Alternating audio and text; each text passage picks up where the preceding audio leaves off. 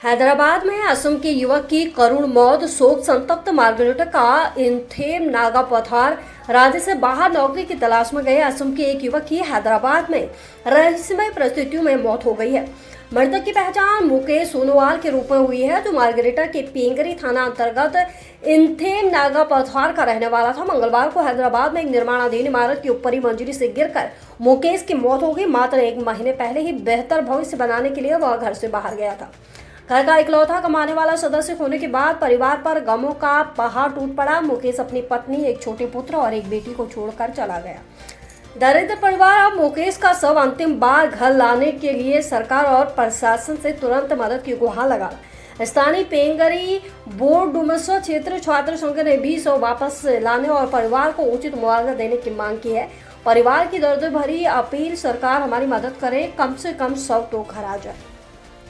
হয় চাওক, আচলতে এটা কৰুণ মৃত্যুক সাৱটি ল'বলগীয়া হ'ল আমাৰ গাঁৱৰ যুৱক তথা মোৰ বন্ধুবৰ মুকেশ সোণোৱালে।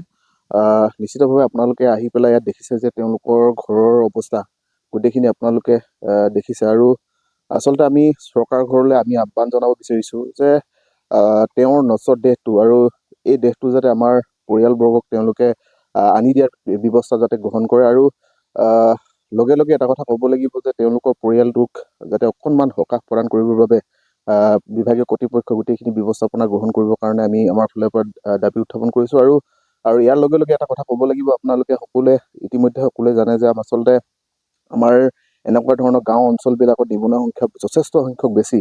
আৰু প্ৰায় প্ৰত্যেকখন গাঁৱত 80% ল'ৰাই বাহিৰত কৰ্মৰত বা বাহিৰত কাম কৰিবৰ কাৰণে তেওঁলোকে যাবলগীয়া এটা পৰিৱেশ সৃষ্টি হৈছে। কাৰণ এটা কাৰণ আচলতে নিবনুৱা সংখ্যা যথেষ্ট বেছি হৈ যোৱাৰ ফলত কৰ্মহীনতাত ভুগি আমাৰ ল'ৰাবোৰে বাহিৰত গৈ কিনে কাম কৰিবলগীয়া এটা পৰিৱেশ সৃষ্টি হৈছে। আৰু সেই আমাৰ এই গাঁৱৰ ল'ৰাজনো তেওঁ আচলতে হায়দৰাবাদত কাম কৰিব গৈছিল, আৰু হায়দৰাবাদত প্ৰায় 4 মহলা এটা বিল্ডিঙৰ ওপৰত তেওঁ কৰ্মৰত অৱস্থাত ওপৰৰ পৰা পৰি পেলাই তেওঁ কৰুণ মৃত্যু সাৱটিবলগীয়া হৈছে। আৰু এই মৃত্যু আচলতে সহজ নহয়।